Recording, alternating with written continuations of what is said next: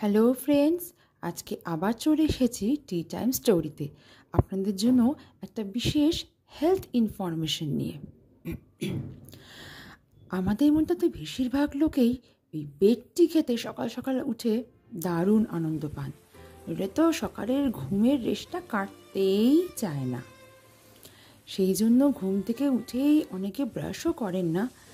আমার বাড়িতেও আমি দেখেছি যে অনেকেই এরকম করেন যে ঘুম থেকে উঠে ব্রাশও করলেন না, আগেই গরম গরম বেড টি। আবার চাটা যদি একটু গরম কম হয়ে যায় তাহলেও চলবে না, একদম গরমা গরম। আচ্ছা, এই বেড টি এটা আমাদের জন্য কি ভালো ভালো অভ্যাস না মন্দ অভ্যাস? এই গরম গরম বেড টি আমাদের কি উপকারিতা দেয়, না কোনো গোপনে শরীরে একটা অপকারিতা করছে? চলুন আজকে এটা নিয়েই একটা আলোচনা করা যাক।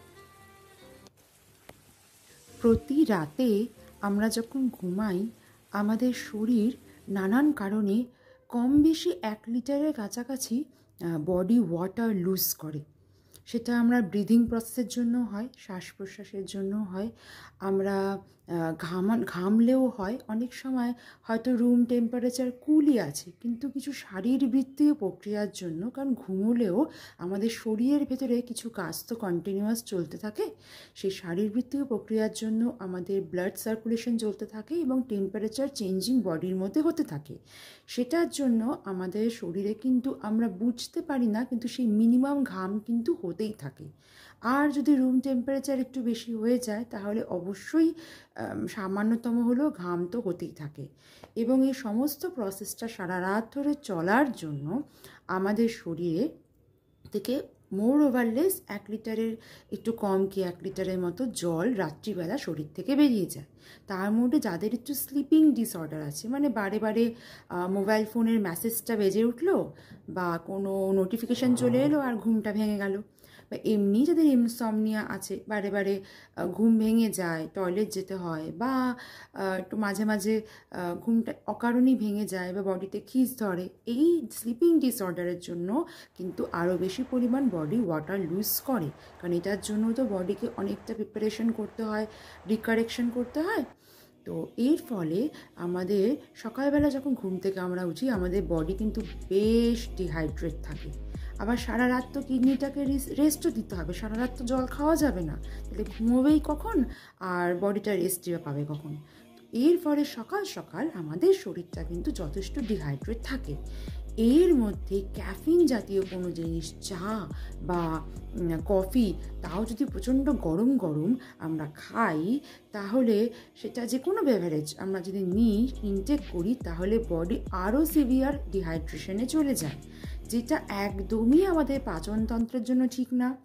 যাদের মাইগ্রেন সাইনাস আছে তাদের জন্য ঠিক না, কারণ হেডেকটা প্রচণ্ড বাড়িয়ে দেয় সারাদিন। উল্টো সাময়িক এই বেভারেজটার জন্য সাময়িক এনার্জি ফিল হলেও সারাদিন কিন্তু কর্মে অলসতা বা ডিজিনেস, ফ্যাটিগনেস আমরা ফিল করতে পারি।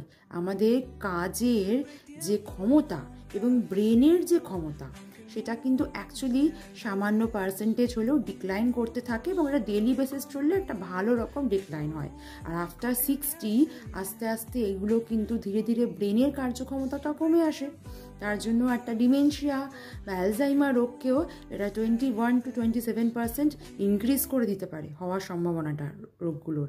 আর ডাইজেশনটাও খারাপ হতে থাকে ধীরে ধীরে, যেটা ধীরে ধীরে ক্রনিক প্রবলেম হতে থাকে। এবং এই দুটো প্রবলেম হলে বুঝতেই পাচ্ছেন শরীরের অন্যান্য অংশ, মানে ধরুন ইনসুলিন বেড়ে যাওয়া, সুগারকে ট্রিগার করে দেওয়া, বা ধীরে ধীরে হার্ট ডিজিজকে ট্রিগার করে, এবং অনেক কিছু আমাদের ট্রিগার করতে থাকবে। এবং রাতে স্লিপিং ডিসঅর্ডারটাও কিন্তু মোটামুটি আমাদের বেড়ে যেতে থাকবে, যার নেই তারও হতে থাকবে।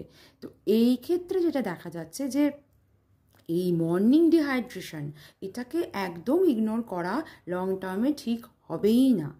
এর জন্য কী করতে হবে? আমাদের সকালবেলা ঘুম থেকে উঠে আমাদের প্রথমেই খালি পেটে 250 ml থেকে বা 500 ml পর্যন্ত জল খেয়ে নিতে হবে, এবং 1 ঘন্টা 2 ঘন্টা থেকে 2 ঘন্টার মধ্যে 1 লিটার জলের একটা খোরাক নিতে হবে আমাদের, প্লেন ওয়াটার। আর খুব ঠান্ডার অঞ্চলে যারা থাকবেন বা শীতকালে চাইলে খুব সামান্য ঈষৎ উষ্ণ লিক ওয়ার্ম ওয়াটার নিতে পারেন। আর হাই প্রেশারের প্রবলেম না থাকলে তার সঙ্গে খুব সামান্য পিঙ্ক সল্ট বা সামান্য সল্ট মেশাতে পারেন। যদি হাই প্রেশারের প্রবলেম থাকে ডাক্তারের সঙ্গে কনসাল্ট না করে সল্ট না মেশানোই ভালো।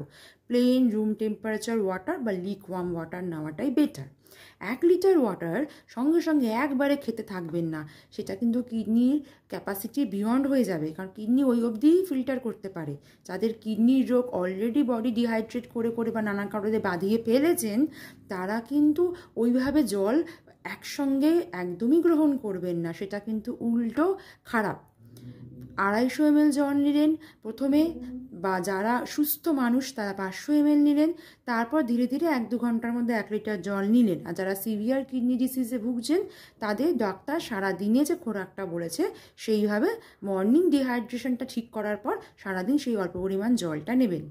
সিপ অফ ওয়াটার খাওয়াই ভালো, একবারে অনেকটা জল ইনটেক করাটা কিন্তু একদম ব্যাড হ্যাবিট। আর যারা রাতে অ্যালকোহল নিয়ে থাকেন ঘুমানোর আগে, বা অনেকেই আছেন, আমি প্রচুর এরকম প্রতিবেশী ফ্যামিলিতে দেখেছি, রাত 11টা-12টার সময়ে হঠাৎ চা খেতে বসলেন, মানে এই ধরনের বেভারেজেস নিয়েছেন বা অ্যালকোহল কনজিউম করছে, তাদের তো যথেষ্ট বডি অলরেডি ডিহাইড্রেট হতে শুরু করে, কারণ ইউরিনেশনটা বেড়ে যায়। ইউরিনেশনটা যদি আরও বেড়ে যায়, ডিহাইড্রেশনটাকে আরও প্রবল করে, এতে কিন্তু সিভিয়ার প্রবলেম দেখা দিতে পারে। তাই বেড টাইমের আগে কিন্তু একটু আগে থেকে যেমন ডিনার সেরে রাখা ভালো, আর এই ওয়াটার কনজাম্পশন বা অ্যালকোহল বেভারেজটা অ্যাভয়েড করাই ভালো। আর সকালবেলা উঠে একটুখানি জল ইনটেক করে ডিহাইড্রেশনটাকে দূর করে তারপর উইদিন 30 মিনিটস হালকা মর্নিং সানলাইটে একটু বেরিয়ে হেঁটে আসা বা জানলার কাছে একটুখানি বসে থেকে এই মর্নিং সানলাইটটা নিলে কিন্তু বডি আরও বেটারভাবে আরও ভালো রেজাল্ট দেবে। আজকে এই ইনফরমেশন দিলাম কেন কি আর্থাইটিসে অনেক সময় অনেকে ভোগে, আমার বাড়ির মহিলারাও ভোগে। সেক্ষেত্রে কিন্তু ফিজিওথেরাপিস্ট বলছে না মর্নিংয়ে উঠে কি জল খাচ্ছেন, তারপর যাদের কিডনিতে স্টোন ফোন হচ্ছে তাই বলছে আরে মর্নিংয়ে উঠে আপনি জল খাননি। তারপর এই যে গরম গরম চা সকালবেলা উঠে মুখ না ধুয়ে বেডটির একদম একদম চাই, এই অভ্যাসগুলো বিভিন্ন বাড়িতে অনেক লোকজনের মধ্যে আমি দেখলাম, প্রতিবেশীদের মধ্যে অদ্ভুত রাত দুপুরে বসে, মানে অনেকে অ্যালকোহল নাই জানি কিন্তু চাও খাচ্ছে বসে বসে আমাদের এই গ্রীষ্মপ্রধান অঞ্চলে। তো এইগুলো দেখে আমার মনের মধ্যে একটা প্রশ্ন হলো যে হ্যাবিটগুলো অ্যাকচুয়ালি কেমন, সঠিক হ্যাবিট না ব্যাড হ্যাবিট? যদি ব্যাড হ্যাবিট হয় তাহলে সেটার রেমেডি কী? তো এটা উৎসুকতা থেকেই আমি এটা নিয়ে একটু রিসার্চ করলাম আর ভাবলাম আপনাদের সঙ্গে এই সামান্য তো ইনফরমেশন, সকালবেলা ঘুম থেকে উঠে 5 মিনিটের তো কিছু কাজ, তো সেটা আপনাদের সঙ্গে ভাবলাম ডিসকাস করি, শেয়ার করি। আজকে এই হেলদি ইনফরমেশনটা আপনাদের কেমন লাগলো প্লিজ জানাবেন। এটা সম্পূর্ণ আমি রিসার্চ করে পেয়েছি, এটা কোনো ডক্টরের কনসালটেশন নয়।